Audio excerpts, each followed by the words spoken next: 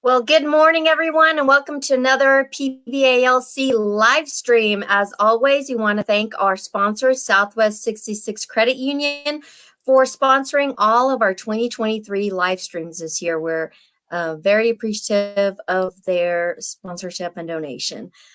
This month, our literacy focus for April is financial literacy, everybody's favorite topic.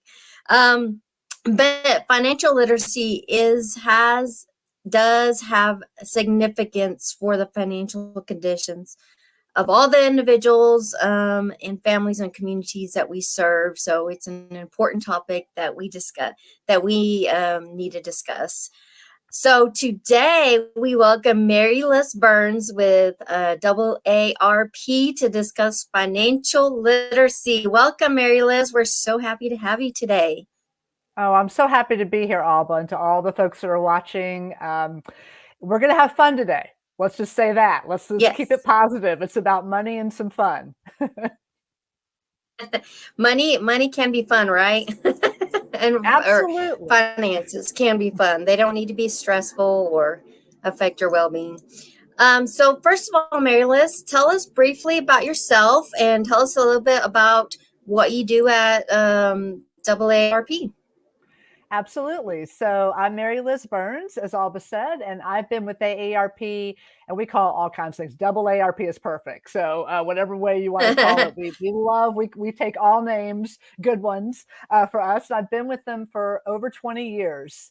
And I've been working on financial education campaigns during all that time, everything about saving for retirement. How do you manage all your debt? What if you get into trouble? What are some things that you can do? And during that time, I've also become a certified financial behavior specialist, long title. But what it really means is that I'm finding new ways and doing research on how to reduce stress when it comes to your money, how do you have conversations with your family. And I'm truly dedicated to reducing a lot of that shame and fear that people have about money because it just paralyzes us. And for your listeners and viewers, they're in families. And if we're not talking about money with our spouses or partners or kids, we just keep that cycle of being afraid to talk about it. So I'm so happy to be here and look forward to talking about some major topics that might be in people's minds. Absolutely. So let's start off by the big question. What are some recommendations on how can people best manage their money? Because I know that's a challenge, especially in the Permian Basin, Texas area. I mean, the area we're lucky that there's a lot of job opportunities that pay well, but unfortunately, for some of these individuals, this is the first time that they've ever been able to make a large amounts of money, and sometimes they don't manage it very well. So what are some of the recommendations that you give? Well, first of all, give yourself a little bit of grace. A lot of us didn't learn any personal finances in our schooling and Mhm. before. And so when you get your first big job or you're, like you just said, moved to the Permian Basin and you're faced with a lot more money that's ever come in, you're just not really sure what to do with it. And what I like to say is go to the basics. The first thing is just knowing what your income is, writing that out, and then write down your expenses. And the way I like to do that is I look at my last couple of bank statements, or if you don't have a bank, you're looking at some of the biggest bills that you have that come in, either on a weekly or monthly basis. Write down your income, write down your expenses, and see what else is left over. Part of it is just becoming aware and being curious, like, where's my money going? Am I doing the things and spending the money aligned with my values and my goals? And part of it, we're going to talk about setting financial goals. None of this is really works well unless you kind of know where you're going. You kind of feel like you're in this day to day living paycheck to paycheck. What do I do with it? Part of this is just being aware, be curious about where your money is going, and really think about ways to help yourself find that awareness. So there's lots of worksheets and things that are free that help you kind of just track the things that you're spending on and then match it to the goals you've got. Maybe you want to save for college for your kids, or maybe you want to save for some emergencies, and we'll talk about that. Mhm. First, get aware, know your income and expenses, and then you can write out your goals and figure out how do you get there. Hmm. And you don't have to use a fancy worksheet or an Excel document. People get intimidated by that. Just a simple sheet of paper and write down, okay, this is my paycheck after taxes and everything, and I've spent, I'm spending $30 on coffee every day. I'm spending, Exactly. $40 on takeout every day. And I'm like, oh, I've noticed, for myself, if I see something written down, I'm like, oh, I didn't realize I was doing all that. Exactly. Yeah, it's amazing, the things that and I'm somebody who believes that, this is not about not enjoying things and not having coffee and not being out with friends and family. It's about those sneaky things that we keep paying for that we don't use, that's what helping just write things down that are coming to you of things that you know where your money is going. You'll end up finding sometimes hundreds of dollars that you didn't realize were going out of your pockets every single month. Exactly. And so this leads us, once you've written down a list of your income and expenses on a sheet of paper or um, Excel or whatever you decide to use. How do you recommend that people set financial goals? What I love to say about goals is that you have to visualize it. Like, what is your goal, but why is it your goal? And sometimes I put a person to it, a face and a Mhm. name. Like on my refrigerator, we don't have kids, but we have a lot of nieces and nephews and grandnieces and nephews. And we want to help them, with a variety of things as they're growing up. So I have pictures along with some financial goals right underneath it on my refrigerator. So I remember that I want to help, my nephew to do the following, or, it really means a lot to me to take care of myself as I age because we don't have kids. So for me, the financial goals are very personal. And I think when you think about them as something that really impacts your life, you get more motivated because you can see it. And then you don't want to take away money from your nephew, that you're saving money for. So, first of all, just think about what it is you want to do. Could be saving for college, could be paying off debt. I mean, the goals could be a variety of things, saving for retirement. Maybe it's about yourself or family members. Visualize it. Again, write them down. And a lot of times I think about the milestones or like really celebrating even any successes and the fact that I've put aside X number of dollars to do something, maybe in a separate account for that nephew. Celebrate those milestones, break down those goals because some of them might be many years long. Break them down to something that Mhm. feels really achievable and celebrate success along the way. Yeah, and that's another big thing is breaking them down. And it could be as simple as um, you know, redecorating or redoing the whole entire house is a huge, it can be feel unsurmountable. But if you say, okay, we're going to save for just to change the flooring in the two bathrooms, take little steps so that you can feel like you can check things off the list a lot easier, and then it doesn't feel so overwhelming. I think I know that's a that great helps point. me. It does, and actually, when you do things like what you talked about, you gotta pay for a lot of these financial goals, right? So, like the house, Hmm. you've got some expenses. When you have a goal like that, you can set aside what you think your budget might be, and then you go back to that budget we talked about, in terms of your income and expenses. You can start to think about ways to save for some of these financial goals and be able to have the money so that you don't go into more debt, even earlier. You can be Yes. able to celebrate that you put aside some money and you're ready now to be able to accomplish part or all that financial goal. Yes. And this leads us into, financial goals is don't let your financial goals lead you into debt. So let's talk about debt and why it's important not to incur debt. Well, when it comes to debt, it's so hard. I mean, we all are going to be in debt in some way, right? I mean, many people who own Mhm. a home, you've got a mortgage and you're going to have a mortgage for many years. But the way I look at debt is I ask myself this question. Not always, so don't think I'm perfect here, but if I'm thinking about making a big purchase on something, I say, am I going to get more out of what I'm putting into it? So, if I'm spending a whole lot of money and some people love their like really fancy cars, I think that's great. But the minute you drive off the lot, it's already depreciated, except for during this last couple of years when cars have been insane. But if it's a mortgage, a house, it's likely going to appreciate in value, and it's a good debt, something that makes you feel like you're accomplishing something that also is going to be living with you, can be an asset that will bring you money after you sell it. There's things with it. Instead of that good versus bad, I talk a lot about toxic debt. And I've seen that word before. And the word toxic, you feel it, like the minute you say that word, it's like, oh, like it kind of sticks with you and you think, I don't want anything toxic around me.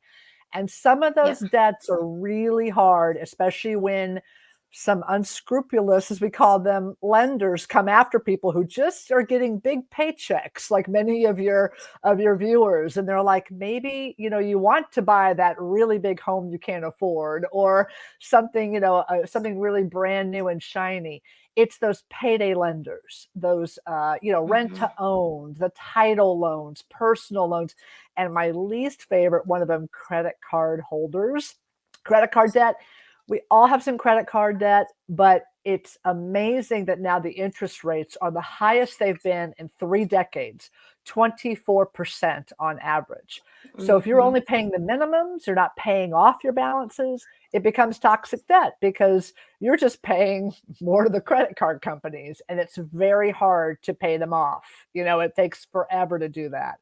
So you want to think really carefully before you get into a lot of debt. Yet when people do, there are places like the National Federation for Credit Counseling and other nonprofit groups that can really help you manage a debt plan and say to really help you get out of it if you feel like you're in too much. And we have a lot of resources at AARP that I know that Alma's going to be sharing some websites and things to help you, because debt is something that keeps you up at night, and it's very hard to get out of once you kind of keep digging and everything starts to become more difficult.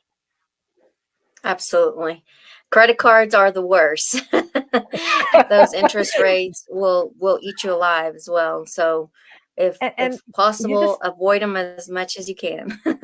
and these credit card companies have gotten so smart, and even I use Apple Pay, you may use Venmo or other, PayPal, other forms. It's so easy to spend money. You just get on your phone, they just say click, and you don't feel the pain of it. And what I'm not advocating is pain, but it's about being more aware of the fact that it's not free money. When you're putting things on credit cards, when you're like getting loans, it's not free. There's usually a lot more money that you have to owe on the other side that ends up hurting you, not the company. And you to think about, when you want to hand over that credit card to pay for something, it's like, is this an immediate need, or is this just a want that, oh, I want those new pair of shoes at the mall. I want those clothes at the mall. You do you need them, or do you just want them? So, Yeah, don't yeah. incur in debt for wants, Oh, basically. you're so right. And actually, you brought up a great point that I meant to mention a little earlier. Some people have used the kind of how do you set a budget, on those pieces we talked about, a 50-30-20 rule, which some of these rules I wouldn't get too hung up on them, but I think it is helpful to think in a big picture. 50% are the things that you got to spend money on, your mortgage, food, basic food costs, and those things. Those are kind of your needs, right? So 50% of your take home pay should be no more than that, should be on the real needs. 30% can be on those wants. And, when your kid says, I really want to go on this trip or I need this or whatever, talk to your kids about money though. I would say that's really important. And then 20% for savings, and thinking about how am I going to make sure I'm saving for short term and long term? And I know we'll get through some of those questions as well on that topics. Absolutely. And I know it's hard.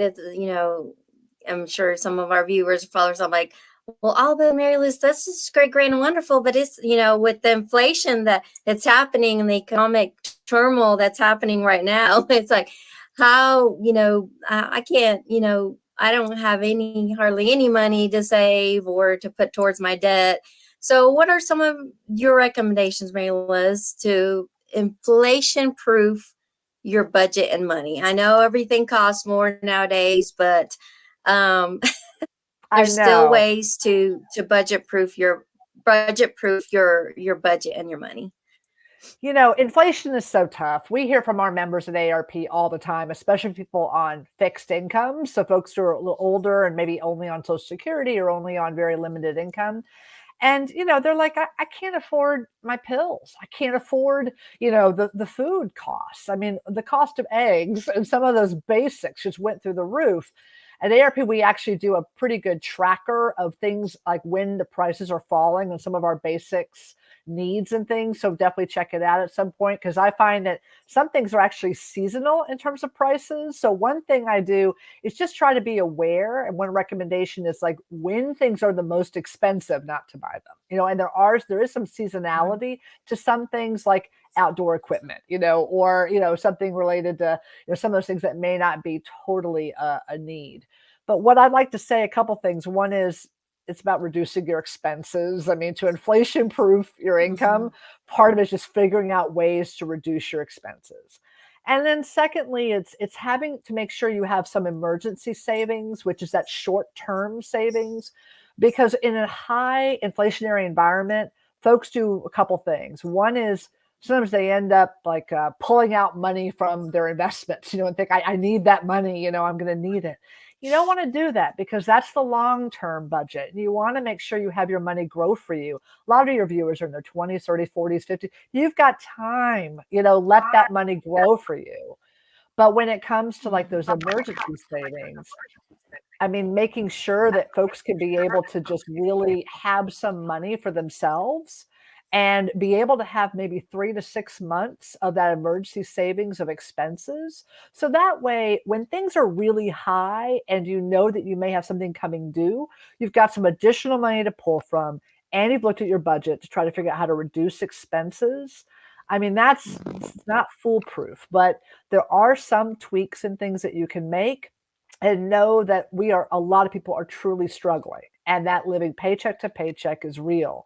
So don't be too hard on yourself. Even saving $5, or $10 a month. I mean, it adds up, and it just means maybe one less credit card expense you have to put on. Exactly. I saw an article somewhere where this individual, he started saving, putting back $10 from every paycheck since the age of 20, and now he has quite a bit of money in his savings account. So we're not asking you to set aside, $100, $200, $300. If you can, that's even better. But just setting aside, $10 from every paycheck, have it drafted out and put it into a savings account, money market account. And then when your transmission in your car goes out, or you have an emergency, kidney stone surgery that you have to do, you have that cushion, and you won't incur any more debt and won't be stressed by your finances. Yeah. Absolutely. Absolutely. I mean, I think that it's really, I think that, again, just trying to put aside anything. And, what I like to say, I think we're going to talk a little bit more about that kind of putting some money aside. What I like to think is like out of sight, out of mind. Like there are ways that you're not tricking yourself, but I think we're going to talk a little bit about like where your money is going, but also even at the point of like when you get the money. So for example, working with your employer, you just mentioned putting aside $100, like that is fantastic. And the great thing is if it's retirement savings, that's pre-tax. So meaning that you're already actually getting tax benefits from that too. You've never seen the $100 because the employer went ahead and took out the $100 before you got your check. You get tax benefits and you're putting it aside for your long term. And, I like to say that I want to be a friend to my long term self.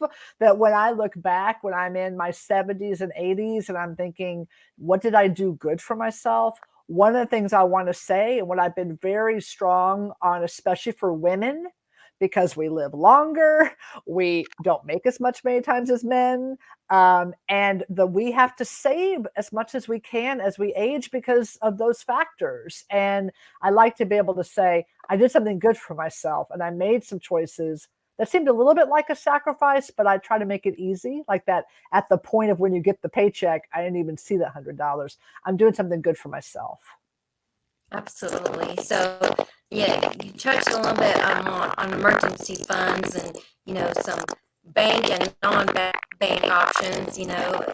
I know there's some people that, still save money under the mattress, but if you open a money market account or, a savings account, you'll incur interest. So you'll gain more money. Where if it's just sitting under your mattress, it's probably, you're not going to gain very much out of that. Right, and I think that's what's really hard, for folks right now because the banking if you've seen the news, a lot of people are just afraid of banks. If they weren't banked before is what we call banked, and that you have a bank account. If you weren't banked before, now you're like, "No, mm-mm, no." I'm afraid of, like, what the banks, might be doing, and let me just assure you that most banks are doing fine. I mean, we are definitely watching a lot of indicators, in terms of the higher interest rates and folks part of this is that folks you can get much more interest, like higher interest rate, higher yield accounts today. And I think it's just amazing in terms of like right now, when I started to save in an emergency savings account at one of my online banks, which many times the online banks, I'm not going to recommend them, but you can look on yourself and find which ones. Some of them are giving over 4%, interest, which means if you put $100, you get $4. I mean, that's not bad, that you're actually getting an additional interest on that. You don't have to do anything. You just have it sitting right there. So with emergency savings, there's a few ways to do it. One is to kind of go ahead and just set up maybe a separate account. And that's what I like to do. I don't like to mingle it with my checking account because the money then is in the checking account. And I may forget that I said I was going to put aside some for emergencies. I might just spend it. So if your employer, and this is for a lot of your viewers, if the employer is willing to what they call split deposit, so they might go ahead and put money away for your retirement. Then they might deposit some money into your checking account and also split it into another account somewhere that could be your emergency savings. If they do that, they make it really easy. If not, that means a little bit more, to be able to, try to take it down and be able to put it yourself. So I know it's kind of a little extra step, but separate account. I think that high interest yield savings accounts are great because they're liquid. You can get it, it's accessible if you need it because everybody's going to face an emergency, home repair, car repair, medical bill, somebody lost their job, something happens, you're going to need an emergency. Everybody, no matter what income range you have. So once you do that, you can either have a savings account, you can put them on a prepaid card, like a debit card. Those are just if you want to read the fine print is what I like to say. Like, who insures that amount? What if you lose it? Like those things sometimes are a little tricky, but if you don't have a bank account, it may be one of your options. And then you said some people like to put it in cash, and it's tough because you can lose cash. Your friends might know you have cash in your house, and it just doesn't grow. So it's not the worst option, but there are so many ways now in the higher interest environment to be able to get some money for your money. Investigate, see what some options are. Absolutely. And so let's talk about emergency fund savings versus retirement savings. I know retirement can feel very overwhelming for people. When you start talking about stocks and bonds and 401ks, it just gets very confusing for people. So, but saving for retirement is another very important part of uh, financial conversations. So, can you touch a little bit about on retirement, saving for retirement, the importance of that? Oh, I mean, retirement savings, I never understood that until I got a job at AARP actually, which offered a way to save for retirement on the job. And that's the first thing I would say is that if the companies that many of your viewers, are looking for, what I don't know is does the employer actually do any outreach to explain that they have an option to be able to save for retirement? I mean, first, really talk to your employer to see what options are available because our research shows you are 17 times more likely to save for retirement if you have a way to do it on the job, which makes sense. It's like who's going to go open an IRA or open a self employed, something or other. So for your 401k, 403b IRAs that your employer offers, there's a couple things I like to think about. One is, do you get an employer match? And what that means is if you save up to a certain amount, typically like 4 or 5% of your take home pay, then the employer will match it. And that's free money. So I like to look for free money, and that is free money. So talk to your spouse, or you're the one who's employed, like talk to your employer. Make sure you're at least getting the free match of money for your retirement savings. How you invest it, it really depends on your plan. So I can't talk about what the employer offers. It's usually, a series of things that you can pick and choose. Just try to be diversified or talk to the employer about options or consult. Hopefully they have like free financial planners. At AARP, we have a lot of resources that you can be able to look for free. So there's ways to get more information yourself and keep learning.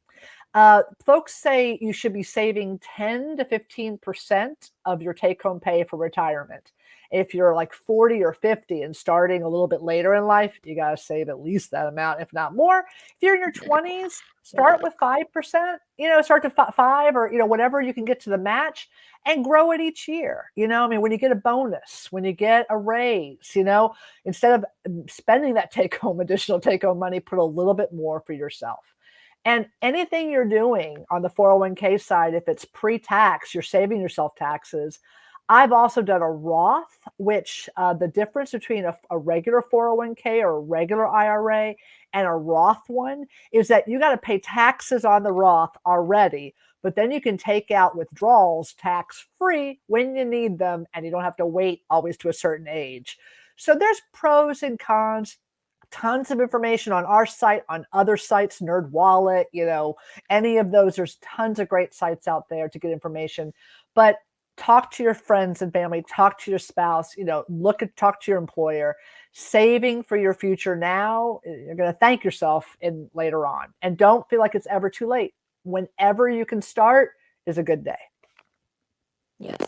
And I just want to emphasize the importance of, saving for your retirement because a lot of people's like, oh no, I'm going to work until I'm 100. I'm like, are you really? What if, you have an accident and you're not able to work anymore? And let's say you're making a salary of 80,000 right now. And you get hurt when you're 70 and can't work anymore. Well, that salary, $70,000 salary is not going to be coming in anymore. So how are you going to pay the bills?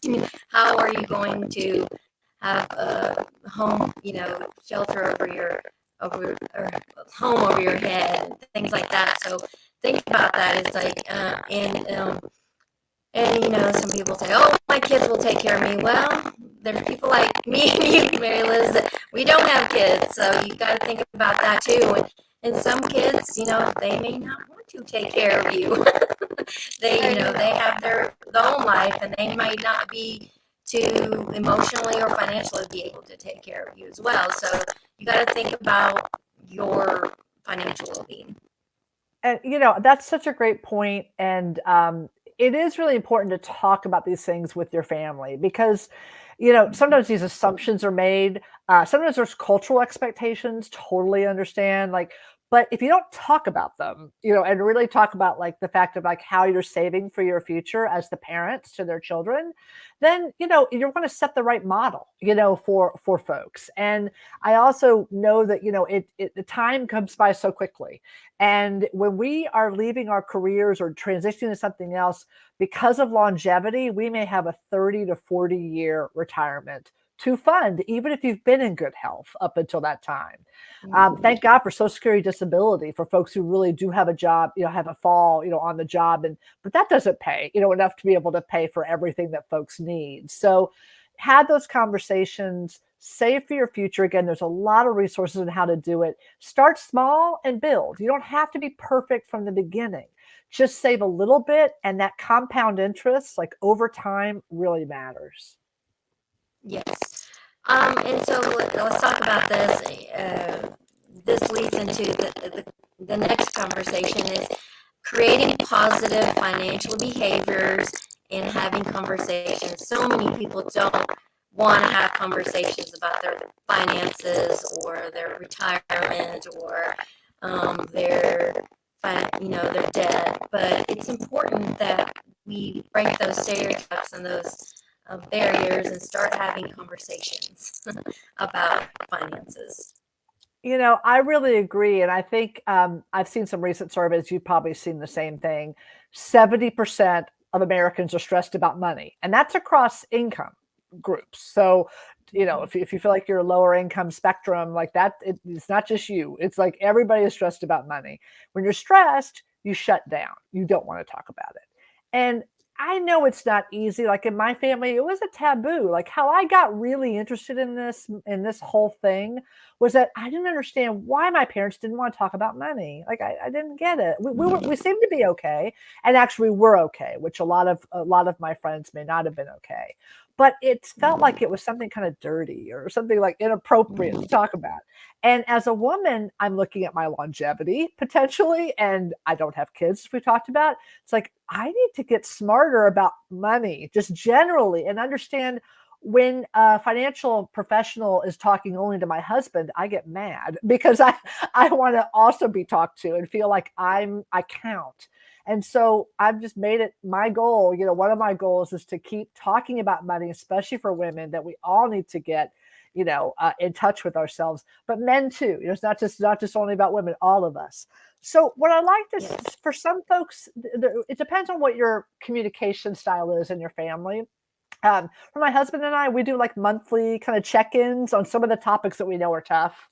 So we just kind of do it where we like have coffee together or, later, usually not right before you go to bed, but usually like in the morning time, you don't want to get, mad, in the morning time and sort of say like, here's some things on my mind. We actually look at our budgets. I mean, we've actually, done some things like that in the past, but everybody's individual. I think it's the idea that just to say you're open and really just talking to your family to say you're open about it. Like these are the things that you're looking at. You don't always have to share numbers, but just at least saying like, here's some of the goals I have, and I'd love for you to help me, or get your kids to like, you really want to save up for that bike, that car, whatever it is. Show them like some ways to do it. Take them to a bank or set up a prepaid card or ways to instill good behaviors and habits. It's all about creating positive habits, remembering that you can do it when things go off the rails, which they do. It's okay. Just know that you're starting to really build that habit like you would for, losing weight or getting more sleep. Money, it's emotional. It's like you want to try to do the best you can to put yourself in the right mind frame, surround yourself with people that want to learn with you, and try it out. And just reducing the shame. It's like, okay, I know, feeling like I'm embarrassed by all the credit card debt that I have, and my poor financial decisions. Okay, let's sit down and talk about it, and let's create a plan to pay off that debt. So that just reducing the shame around talking about finances. People are so even concerned about talking about their wages and things like that. It's like we need to create more positive conversations around finance, around talking about finances, and also talking about, like you mentioned, being a woman. We've encountered so many individuals, in particular women. It's like they're going through a divorce, or their spouse passed away suddenly, and now their spouse took care of all the finances, and now they are kind of in the dark about their finances, and let's be open and talk about things so that we're not left in these traumatic situations. The worst thing is when like there's a crisis, right? And then you don't know where Mhm. the accounts are, you don't know how much money is in them, you don't know how to deal with any of that. But your viewers are not alone. This happens all the time. And that's why it kind of takes the work that you're doing, Alba, and the work that we're trying to do at AARP and beyond it. It's just creating, I think, a culture of safety and feeling like it's okay, that and we also share, we talked a little bit about it too, there's a lot of fraud that happens out there too. And so part of this is Yes. that feeds into the shame, it's like, oh, I didn't know I fell for that, or oh, I didn't know somebody tried to do this. It's not your imagination, it's not your fault. There are a lot of bad actors out there. So the more that you can get in touch with what money you have, to become aware of where your money is going, and to keep vigilant, keep learning these behaviors. There's so much information out there. It's important just to try and to keep talking as much as you can. And so, talking about fads, what are some or can you touch a little bit on how people can avoid fads like crypto, and avoiding any like fraudulent activity, those types of things? And they've gotten so smart, Alba. It's like wherever you go, there's a Yes. new fraud or scam that's out there. We have a lot of great tip sheets and things on our website for free about how to prevent those things, and a fraud helpline. That's also in case you get defrauded with something, you can be able to report it. But a couple things to mention. You mentioned crypto and beyond it. Some of this is like fear of missing out. And I have to say, I love social media because we're on it with Facebook and StreamYard. But sometimes you look at some of these other influencers who tell you how to get rich quick, or, do this thing, follow me, and it's going to work great for you. If it sounds too good to be true, it probably is. So trust your gut, trust your instincts. If we all had a money tree and I could give you the secret to how you can make $1 million, well, then like what's all this hard work for? So Mhm. just be aware. I like to say some of the major frauds happening are through your smartphone, texting, people link to something that you don't, it looks like the person, might even be their mobile number or their email. Don't click on things without confirming with your friend, is that really you who's sending it to me? Um, Look at ways to, like, phone calls are coming in from all ways that try to get you scared about that you're going to be arrested, on something. When people are asking for your social security number or information that doesn't seem right, just do your best to kind of really validate, be very skeptical of anyone that's asking you for that kind of information, confirm it. And then if you do get scammed, I know it's like a shameful, experience. You feel that way, but the most important thing is to report it. And because you want to stop as many of these things from happening. So just be vigilant of all the ways that people are trying to reach out to you, verify everything, and don't give out more information than you need to, especially to people you don't know or who are pretending to be someone that you think you know. Yes, absolutely. With the new technology and social media, they are getting very clever. I recently received a text from somebody that was impersonating Amazon, and they said, "Oh, there's been a fraudulent purchase," and they were trying to have me download some software on my smartphone. So just be very, and then a few weeks afterwards, Amazon sent an email out. Oh, there's been some fraudulent activity. People have been trying to. So just be very careful. Like I said, don't give out any information that you give us the least amount of information as you possibly can, or just say, hey, let me I need to call so-and-so and verify that this is correct and before I Yeah. give you any information.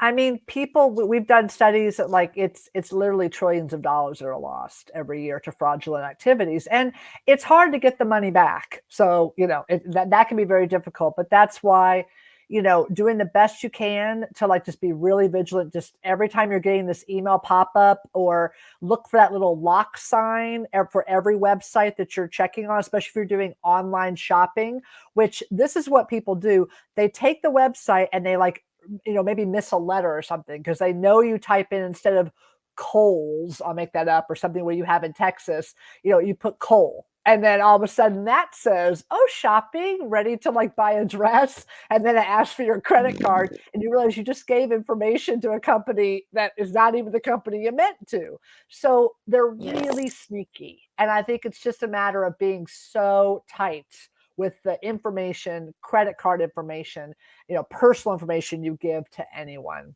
Verify. Absolutely. And then you also install things on your laptops or desktops or computers that will protect you from viruses and everything else as well. Absolutely. You need So all the help you can get. so lastly, how can you give our followers, viewers, and students ways that they can stay consistent with their money behaviors so that money doesn't become stressful or affects their well-being? Yes, I mean, this has been a great conversation, and I thought I'd give a few tips of things that you could start to think about doing, more quickly now. When it comes to emergency savings, I really do believe that's a great place to start, because it's not a matter of when, it's not a matter if, it's a matter of when you're going to need to be able to find some money to pay for something you weren't expecting. We had a plumbing incident when I came home from a work trip. You never know, something's going to happen. So maybe start with trying to save up to $500, which sounds like a lot, but for some of your viewers, that's possible to do in the first, even if you can do that in like 6 months or even a year, like just try to get a goal that's somewhat small and start to try to save for it. And again, celebrate the milestones, ways that you're doing some good behaviors for yourself. For retirement savings, make sure you talk to your employer, see if there's an easy way to save on the job. If you're a student and you're not working, you can open a Roth IRA, which means that basically you pay a little bit of taxes now, but that money is going to grow just like any other IRA, and your withdrawals are tax free. So let's say you're going to need to get a mortgage later for a house, or put a down payment on a car or something. That money really does add up. So look at your retirement savings and other savings vehicles for that. Pay off toxic debt. I mean, really focus on that. If you've had to take out a payday loan, personal loan, any of those, don't beat yourself up. But it's that money that you're paying off, you could put right back into savings. So that's like, where does the money come from? Once you pay off some of these things that are really taking money away from you, put those into more positive behaviors for yourself, in some kind of savings and beyond it. And just keep looking for ways to save. I think we talked a little bit all about coupons and like had discounts and things. Just be aware that just because they give you a coupon doesn't mean they didn't raise the price right before they gave you a coupon. So continue to keep asking yourself, is it really a need, or is it a want that I know that I can afford and not have to take out too much debt? I think just asking yourself some of these questions, get a what we call like a buddy, a money buddy. Somebody else who also is trying to do some good things, like you would a walking partner, or extra, or a weightlifting partner. Get a friend to kind of say, like, I really want some help to kind of encourage myself to do these things, save for this. And it doesn't mean you have to like give up everything, but you get to celebrate with somebody else who holds you a little bit accountable and celebrates with you. So those are some tips I hope folks can at least start to think about for today. And have conversations with your spouse or your partner, or with your friends. Like you said, an accountability partner. Don't be afraid to have those financial conversations. And another tip that I always like to give people, if like, I have absolutely no money to save, do you have a pair of boots that you never wear? Sell them. Try to sell them, and try to sell things that you just have lying around that you don't use and put that money into savings. So That's a that's another great great idea. way. Or yeah, Absolutely. And a lot of your viewers and listeners, they also have a lot of talents. Maybe they haven't monetized yet. Like it's amazing during the pandemic, folks were like making masks or, making, clothes or doing things and selling and swapping. That's the economy today. Like there are lots of ways, even if you're at home and taking care of children and doing a lot, which is a full-time job to begin with, you may have some other skills that you can actually monetize a little bit. So there's so many ways to think about new sources of income and also ways to like sell some of the things as you mentioned to bring income sources in other ways. So that's what I love about the economy today is that there's a lot more freedom and things to do remotely and in new ways. But we just want to have that accountability and really think about those long-term goals, short and long-term goals, and just do the best you can with behaviors and bring people along with you. absolutely. And don't get overwhelmed. Start having those conversations now. Start paying off your debt now. Start saving now. That's If you've right. never saved in your entire life or you've incurred a lot of debt, okay, let's get over that and let's start hammering it now. And you're not alone. Like to your point, I mean, there's resources at ARP, but also with ALBA, also with, in Texas, there's a lot of other resources that folks will be able to give you. Your employer also should have some resources too. Some of them do like have financial education maybe in some way, or at least a connection to help you if you've got some debt or other things you want to talk to. Churches. I mean, there's so many places where there's actually a lot of great information that folks can be able to get. So reach out. You're not alone. Absolutely. And if you're attending a university or college, there's a lot of great resources there as well too. Well, absolutely. The schools Well, are great. well, thank you so much again, Mary Liz, for sharing these valuable resources and educating our viewers and followers and students on financial literacy, which is such an important topic for us to discuss. As always, we will share all the AARP resources on our comment page after the live stream, and any other resources that Mary Liz talked about, we're going to share them obviously on our comments. And if you have any other further questions, I'm sure that Mary Liz will be happy to answer them afterwards as well. But again, thank you, Mary Liz, for joining us today and giving us information about financial literacy. So I want to make sure and let everybody know that they'll need to tune in next month for our next literacy live streams. And we hope to see everybody again next month and look forward to educating everyone for our next literacy live stream. Thank you so much for tuning in today, everyone. Have a wonderful Thank day. you. Thank you.